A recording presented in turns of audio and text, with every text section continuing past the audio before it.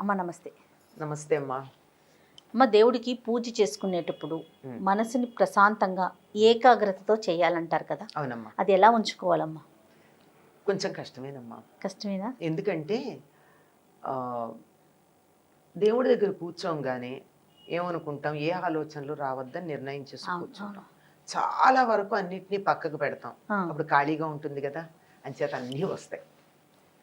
రావడానికి ఏమీ లేకుండా చేసుకున్నప్పుడు మనసులోకి ఆలోచనలు రావు. రావటానికి ఏమీ లేకుండా చూసుకోవాలి. ఎంత కష్టం, చాలా కష్టం. కూర్చుంటాం, కూర్చోంగానే ప్రశాంతంగా ఉంటుంది. ఇంత ప్రశాంతంగా ఉంటే నిన్న జరిగిపోయిన సంఘటనలు కానీ, రేపు జరగాల్సిన విషయాలు కానీ, ఇక్కడి నుంచి లేవగానే చేయాల్సిన పనులు కానీ ఇవన్నీ వరుసగా వస్తాయి. ఇవన్నీ ముందే ప్రణాళిక వేసుకుని వాటికి తగిన ఏర్పాట్లు చేసుకుని కూర్చుంటే రావు కదా. ఇది మనసుకు సంబంధించి. ఇంకా శరీరానికి సంబంధించి ఒక్కొక్కసారి ఏం జరుగుతుంది అంటేనమ్మా, తుమ్ములు రావటం, ఆవలింతలు రావటం, తర్వాత నిద్ర రావటం, చెడు ఆలోచనలు రావటం, ఇవన్నీ మొదలవుతూ ఉంటాయి. అవి వచ్చినప్పుడు ఏమనిపిస్తుందా, వాటి లేటిని మనం ఆపలేకపోతాం. కానీ ఏంటి ఇలా జరిగింది, ఎక్కడైనా పొరపాటు జరిగిందా, లేదా ఏదైనా పొరపాటు జరిగిద్దా, వాటికి సంకేతాల అనే భావన కూడా వస్తూ ఉంటుందమ్మా. కానీ ఎప్పుడైతే మనం ప్రశాంతంగా కూర్చుంటామో అప్పుడు శరీరంలో మంచి మార్పులు జరుగుతాయి. ఆ మార్పులు జరుగుతూ కొన్ని రకాలైనటువంటి చెడు బయటకు వచ్చేస్తూ ఉంటుంది. ఆవలింతలు ఎందుకు వస్తాయమ్మా? బాగా అలసిపోతే వస్తాయి. అంతేకాకుండా ఆవలింతలు రావడానికి ఆక్సిజన్ తక్కువ అవడం కారణం. ఆక్సిజన్ తక్కువైతే ఆవలింతలు వస్తాయి. మనం దేవుడి దగ్గర కూర్చోగానే ఒక రకమైనటువంటి ప్రశాంతత వచ్చి గట్టిగా ఊపిరి పీల్చుకుని హాయిగా, దాంతో ఏమవుతుంది, ఆ ఊపిరి పీల్చుకున్నాక మనకి అంతగా అలవాట్లేదు కదా, దాంతో ఆవలింతలు వస్తాయి. అందుకే మన వాళ్ళు ఏం చేస్తారు అంటే, పూజకు ముందు మీరు ముక్కు పట్టుకోండి అంటూ ఉంటారు. నిజానికి ముక్కు పట్టుకోవడం కాదు, అక్కడ ప్రాణాయామం చేయాలి. 3 సార్లు అనులోమ విలోమ ప్రాణాయామం. అది చేసేస్తే హాయిగా మెదడులో ఉన్నటువంటి అవతలికి వెళ్ళిపోయి మెదడుకు చురుకుతనం వచ్చేటప్పటికి ఇంకా నీకు ఆవలింతలు ఎక్కడొస్తాయి. ఎప్పుడైతే మనసు కొద్దిగా అలా అని జోగుతుందో అప్పుడు నిద్ర వచ్చే సంకేతాలు, దానికి సంకేతంగా ఆవలింతలు వస్తాయి. కనుక పూజ దగ్గర కూర్చున్నప్పుడు ఆవలింతలు రాకుండా ఉండాలి అంటే చక్కగా కూర్చుని, నిటారుగా కూర్చుని, వెన్నుపూస భూమికి 90 డిగ్రీల కోణంలో నిలబెట్టి, లంబకోణం అంటారు, ఆ లంబకోణంలో నిలబెట్టి 3 సార్లు దీర్ఘంగా గాలి పీల్చి వదలండి. అనులోమ విలోమ చేయలేకపోయినా పర్వాలా, ప్రశాంతంగా కూర్చుని ఎంత నెమ్మదిగా గాలి పీల్చగలిగితే అంత నెమ్మదిగా పీల్చగలిగినంతసేపు పీల్చి, ఆ నిలబెట్టడాలు అవి చేస్తే మనం ఈ రోజుల్లో పక్కన ఎవరైనా మార్గదర్శకులు లేకపోతే కష్టం. అందువల్ల అవేం చెయ్యొద్దు. ఎంత పీల్చగలిగితే అంత, ఊపిరితిత్తుల మీద బరువు రాకూడదు, నెమ్మదిగా వదలాలి. ఇక్కడ కష్టం, పీల్చడం తేలిగ్గా చేస్తాం కానీ వదలడం ఎక్కువ కుదరదు.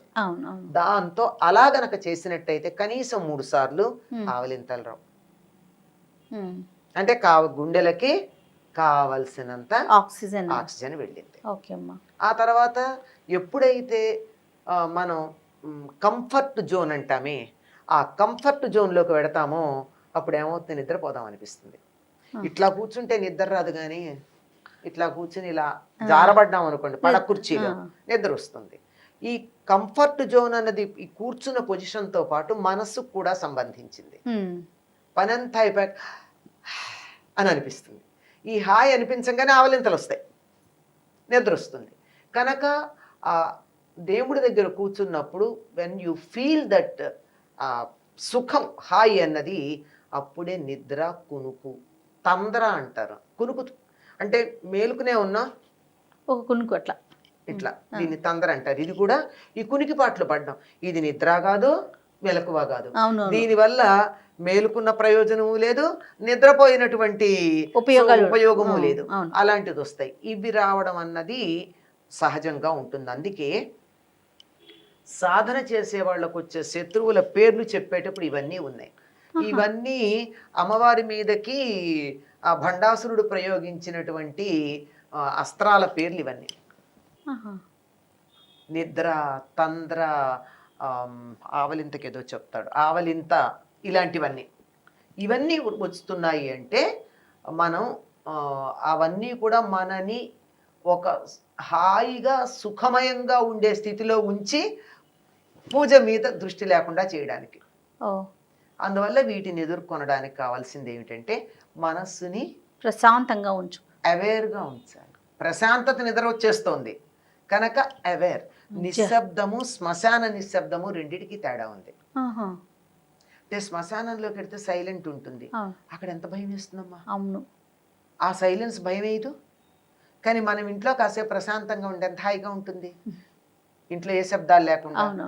కనుక ఆ శ్మశాన నిశ్శబ్దం కాదు, శూన్యంగా ఉన్నది కాదు, వైబ్రెంట్ నిశ్శబ్దం కావాలి. ఈ వైబ్రెన్సీ అవేర్నెస్ వల్ల వస్తుంది. అవేర్నెస్ అంటే నేను ఇది చేస్తున్నాను అని నా ఇంద్రియాలన్నీ దాని మీద దృష్టి పెట్టాలి. నా ఇంద్రియాలన్నీ అక్కడ ఫోకస్ చేసినప్పుడు నాకు నిద్ర ఎలా వస్తుందమ్మా. అవును, ఏదో ఒక విషయంలో కొంచెం నేను జోగితే అక్కడికి వచ్చేస్తుంది. అందువల్లే రెండు ప్రధానంగా చేయాల్సింది. ఒకటి ఇందాకే చెప్పాను, ప్రాణాయామం చేయడం. ప్రాణాయామంలో డీటెయిల్స్ తెలియకపోయినా గాలి పీల్చి వదలడం. ఇంకొకటి నిట్ట నిలువుగా కూర్చోవడం, ఎట్టి పరిస్థితుల్లో జారద్దు.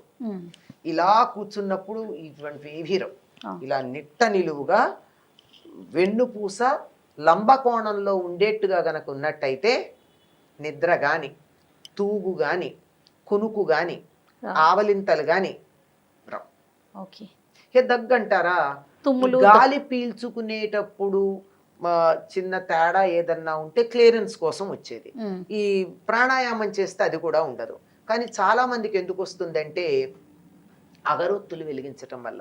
ఆ అగరొత్తుల్లో రసాయన సంబంధమైనవి ఉంటున్నాయి కదా, అందువల్ల పొగ పడక రావడం ఒకటి ఉంటుంది. తర్వాత వంటింట్లో పూజ గది పెట్టుకుంటే కూడా దగ్గు వచ్చే అవకాశం ఉంది. అది కూడా అప్పుడు తెలియదు మనకు, అక్కడ వంట చేసేప్పుడు వస్తున్నది, ఇక్కడ కూర్చున్నప్పుడు వస్తే గుర్తుపడతాం గనక వస్తుంది, అంతే తప్ప మరొకటి కారణం కాదమ్మా. తుమ్ములు ఒకటి, తర్వాత చెడు ఆలోచనలు కూడా. చెడు ఆలోచనలు వస్తాయి. ఖాళీగా ఎప్పుడు ఉంటామో అప్పుడు అన్ని రకాల ఆలోచనలు వస్తూ మిగిలినప్పుడు ఏ ఆలోచనలు చేస్తామో అవే ఇప్పుడు బాగా మీదకి వస్తాయి. ఆ చెడు ఆలోచనలు వస్తే వద్దు బాబోయ్ నాకు ఇట్లాంటివి రాకూడదని దూరంగా పెడతాం. అప్పుడు ఇప్పుడేమైంది, ఖాళీగా పెట్టామా అవి వచ్చాయి. అందువల్ల వాటిని రానియండి.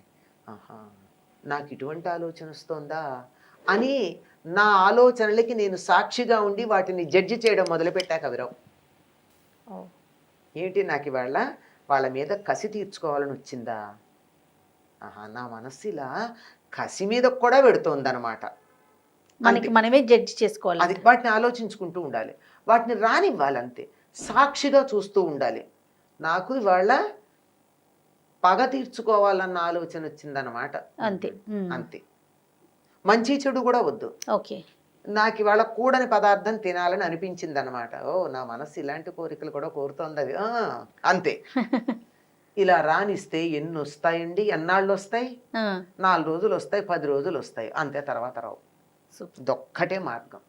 మనసుని కేంద్రీకరిద్దామనుకుంటే గోడ కొట్టిన బంతిలాగా అణిచిపెట్టినటువంటి స్ప్రింగ్ లాగా ఎప్పుడన్నా పైకి లేస్తుంది. ఎప్పుడు మనస్సుని కేంద్రీకరించే పని చెయ్యకండి, మనస్సుని లయం చెయ్యండి. దీన్ని మనం అశుభంగా భావించాలంటారా? ఎందుకంటే దేవుని ముందు జరిగే క్రియ కదా. కాదమ్మా, అశుభంగా ఎందుకు భావిస్తాం? నా మనసులో ఇన్నాళ్ళు ఉన్నాయి, ఇక్కడికి వచ్చింది, ఇప్పుడు నేను శుభ్రం చేసుకుంటాను స్వామి, ఈ సమయంలో కూడా వస్తున్నాయి, దీన్ని క్లియర్ చేయమని ప్రార్థించుకోండి. అసలు ఎప్పుడు రాకూడనివి కదా అవి. ఇప్పుడు ఎందుకు, ఇప్పుడు మాత్రమే కాదు, ఇప్పుడు వచ్చాయని బాధపడుతున్నాం, కానీ ఎప్పుడైనా రావచ్చా అవి? ఎప్పుడూ రాకూడనివి. ఎప్పుడూ రాకూడనివి గనక ఇవాళ నుంచి ఇంకా నాకు రాకుండా ఉండాలి అని అనుకోండి, అంతే. అనుకుని ఇట్లాంటివి వస్తున్నాయా అని అనుకోండి, అంతే తప్ప అది పెద్ద అశుభమేం కాదమ్మా. మనకి ఎప్పటి నుంచో పేరుకుపోయినటువంటివన్నీ స్టోర్ రూమ్ తలుపు తెరిస్తే పాడైపోయినటువంటి వాటి వస్తువుల వాసన వచ్చినట్టు వస్తూ ఉంటాయి. అవి రానిండి, తీసేద్దాం, క్లీన్ చేద్దాం, అయిపోతుంది. తప్పకుండా అమ్మా. నమస్తే.